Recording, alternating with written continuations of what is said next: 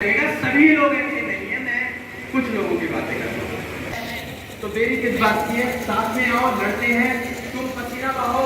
गगन यादव वादा करता है कि खून बहाएगा इस मुद्दे पर। इन भारतीयों को हम गुलाम कैसे बना सकते हैं, बहुत अच्छी प्लानिंग थी। तो उन्होंने सोचा कि इन्हीं को एक फौज बनाकर दे देते हैं, और एक ऐसी फौज बनाकर देते हैं जिसकी निष्ठा देश के हित में ना हो, देश के प्रति ना हो, बल्कि अपनी जाति, अपने धर्म, अपने क्षेत्र के आधार पर हो। यही वजह है कि वो आप लोगों के ऊपर शासन करके चले गए। 1857 के बाद आप लोगों को 1947 में आजादी मिली। 90 साल आप अंग्रेजों के गुलाम बने रहे। संग्राम होने के बाद भी अंग्रेजों ने आपको क्यों नहीं दी रेजिमेंट बनाकर? क्योंकि उन्हें पता था कि भाई अहीरों ने अहीवाल क्षेत्र से राव तुलाराम जी ने जो क्रांति की आवाज उठाई थी, उन्हें समझ आ गया कि इनकी एकता जो है, अगर इन लोगों को रेजिमेंट बनाकर दे दी तो ये हमारी शासन जो करने आए हैं हम उसे खत्म कर देंगे, हमें यहाँ पर राज करने नहीं देंगे। और आप लोगों को समझना पड़ेगा कि रेजिमेंट उन्हीं को बना के दी गई थी जिन्होंने उनकी सहायता करी है। This is the bitter truth of. अच्छा, एक चीज मैं आप लोगों को पहले बता देता हूँ, एक वर्ड है इम्पॉसिबल। बहुत लोग कहते हैं कि अभी रेजिमेंट बनेगी या नहीं बनेगी, कंफ्यूजन। उन लोगों को मैं बताना चाहता हूँ, impossible itself says I am possible.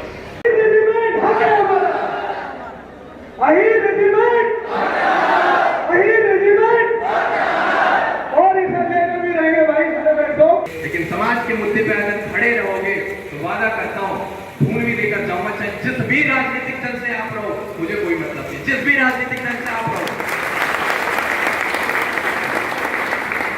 जहां मैं राजनीति का विरोध नहीं कर रहा हूं, मैं चाहता हूं राजनीति में आए।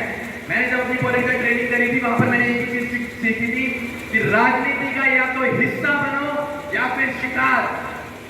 राजनीति का या तो हिस्सा बनो या फिर शिकार। कहीं ना कहीं आप राजनीति से घिरे रहते हैं, तो जरूरी है कि शिकार ना बनकर उसका हिस्सा बना जाए।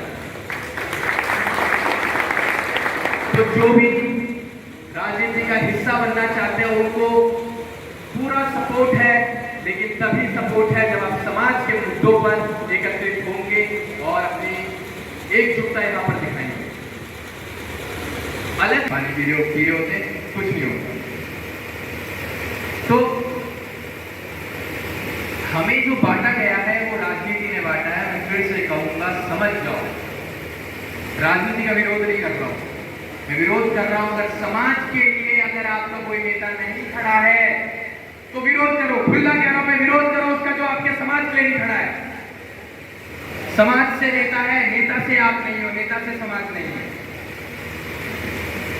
और मैं एक और चीज कहना चाहूंगा, उस नेता का जरूर समर्थन करो जो अपने समाज के लिए हमेशा खड़ा रहता है। उसका समर्थन करो, दिल खोल कर समर्थन करो। हमने बलिदान दिया है, हमने खून बहाया है, उसका हम हक मांग रहे हैं आज, और ये हमारा अधिकार है। ध्यान से सुनना, आप लोगों को समझना बहुत जरूरी है कि हम यहाँ पर क्यों आए हैं। हम लोगों को समझना है कि यही रेजिमेंट हमें क्यों चाहिए। जिस दिन आपको समझ आ गया उस दिन तेज के भाषण देने की जरूरत नहीं है। अगर एक मैसेज भी जनरेट हो गया कि यहाँ पर आंदोलन है तो आप लोग जरूर आएंगे, लेकिन तभी आएंगे जब आपको समझ आ जाए कि यही रेजिमेंट चाहिए। तो अंग्रेजों ने क्या किया? आपके ही देश में आके आपके ऊपर ही राज करने के लिए आपको ही धर्म और जाति क्षेत्र के आधार पर रेजिमेंट बना के दी थी, आपको ही गुलाम बना दिया। आपने उनकी जीव पूरी करी और आपको ही सम्मान के तौर पर रेजिमेंट दी थी, क्योंकि हर आदमी को वही नाम।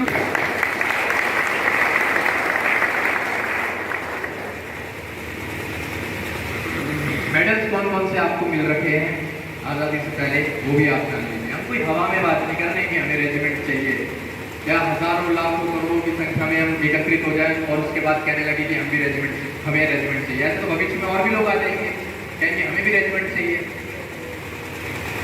हमने कंट्रीब्यूट किया, इस देश को कुछ दिया है, उसी के अधिकार से आज हम रेजिमेंट की मांग कर रहे हैं। जो सम्मान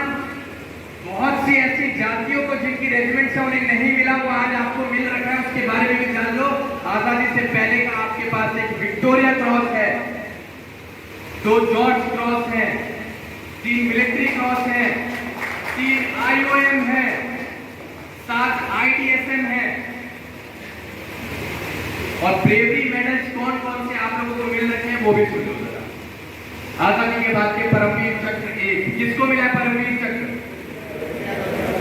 बहुत बहुत धन्यवाद, आप सबको पता है, मतलब थोड़े से जागरूक आप हो चुके हैं, अब बन जाइए रेजिमेंट। महावीर चक्र 4, वीर चक्र 30, कीर्ति चक्र 6, शौर्य चक्र 33 एंड मेनी मोर। ऐसे सैकड़ों आपके मेडल्स हैं जिनकी गिनती ही नहीं है। तो इनके आधार पर आप आज अपनी रेजिमेंट्स की मांग कर रहे हो। तो कोई अगर आपसे पूछे कि भाई क्यों मांग रहे हो रेजिमेंट, तो उन्हें बताओ क्यों मांग रहे हो। आपने कुछ दिया इसलिए मांग रहे हो। इंच भर एक डोला खिसक जाए जमीन का, हम आपस में खून खराबा कर देते हैं, लेकिन जिन सैनिकों ने खून दिया इस देश के लिए, उनके लिए हम पसीना तक नहीं बहा रहे हैं। ये बड़े दुर्भाग्य की बात है हमारे लिए, हमारे सम्मान, हमारे समाज के लिए। आजादी से पहले 2 तरीके से रेजिमेंट्स बनाए जाते थे, एक मार्शल कॉम, एक नॉन मार्शल कॉम। मार्शल कॉम कौन होती थी? लड़ाकू। लड़ाकू कौन है? आप ही लड़ाकू है भाई। जब फर्स्ट वर्ल्ड वॉर और सेकेंड वर्ल्ड वॉर में अंग्रेजों ने जब हाथ खड़े करते थे, आपको याद किया था, जिसमें हिंदू जाति में सबसे बड़ा कंट्रीब्यूशन आप लोगों का था सैनिकों में। तो लड़ाकू कौन हुआ? एक थी नौली, उन्होंने कहा कि हीरो का बहुत अच्छा कंट्रीब्यूशन था बॉर्डर में भी, लेकिन मूवी में आप लोगों का नाम नहीं आया।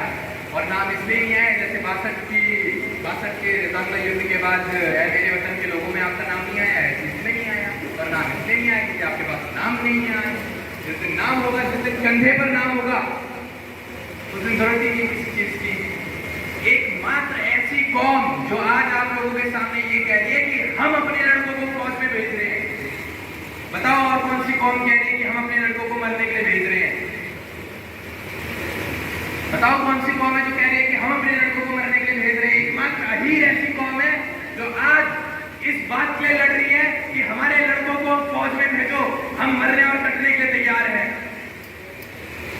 तो गर्व होना। ध्यान से सुन लो, पानी बाद में पी लेना, हमें भी प्यास लग रही है। लेकिन अगर आप कहेंगे ना कि बिना पानी के बिना खाने के अनशन करना है ही रेजिमेंट के, मैं करूंगा अनशन, वादा करता हूं मैं करूंगा अनशन। सोता रहे। हनुमान जी को नहीं पता था कि उनके अंदर कितनी एनर्जी है, हनुमान को नहीं पता था। हनुमान को बताया किसने बताया? श्री राम ने बताया कि तुम बहुत बलवान हो, तुम कुछ भी कर सकते हो। मैं आप लोगों को एक चीज बता देता हूं, तुम्हें भी नहीं पता कि हमारा अहीर कितना मजबूत है, किस नस्ल का खून इसके अंदर है। इसे बताने वाला कोई नहीं है, इसलिए आज शांत बैठा हुआ है।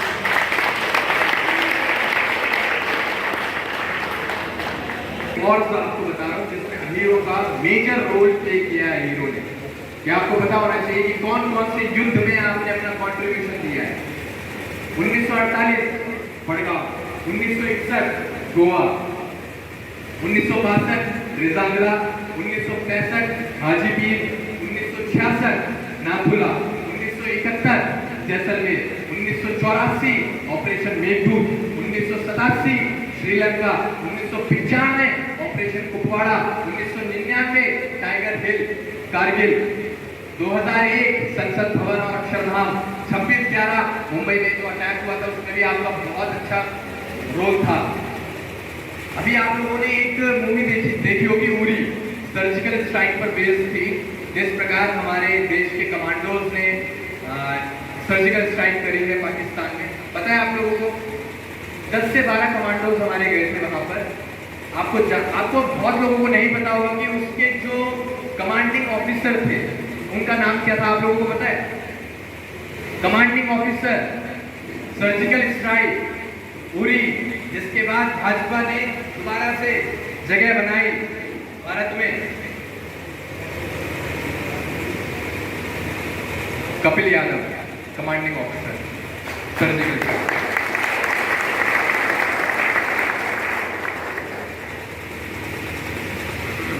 स्वाद के वशीभूत हो, विद्रोही बन जाओ ना, यदुवंशी समाज के दल को छोड़ कहीं तुम जाओ ना, यदुवंशी समाज के दल को छोड़ कहीं तुम जाओ ना।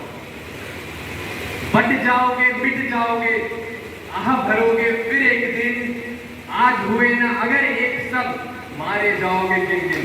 मर रहे हैं ना, गिनवाओ कितने लोग मर रहे हैं हमारे समाज के। क्यों मर रहे हैं? एकता नहीं है इसलिए मर रहे हैं। मैं कह रहा हूं गरीबान पे हाथ रख के दिखा दो अगर एकता में, जिस दिन एकता आ गई आपके अंदर, कोई नजरें मिला के नहीं देखेगा, आप उंगली उठाने की बात करते हो। और आज हमारे समाज के भाई मारे जा रहे हैं। क्यों मारे जा रहे हैं? क्योंकि एकता नहीं।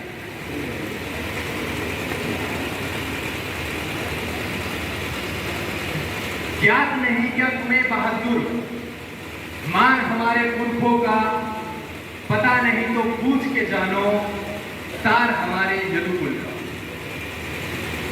धन्य धरा पर इस भारत की यदुवंशम कुल नाम पड़ा था, आदिकाल से ही भारत में यदुकुल का साम्राज्य वृद्ध था। श्री कृष्ण से युग निर्माता जिस यदुकुल में जन्म लिए थे, महाभारत के महासमर में गीता का उपदेश दिया।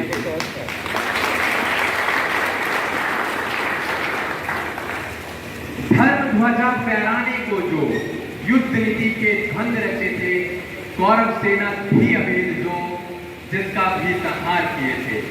आज चंद जयचंद हमारे कुल विद्रोही बन बैठे हैं, यदुकुल के दुश्मन दल में जा स्वाभिमान तक बैठे हैं। ध्यान से सुनना इस लाइन को।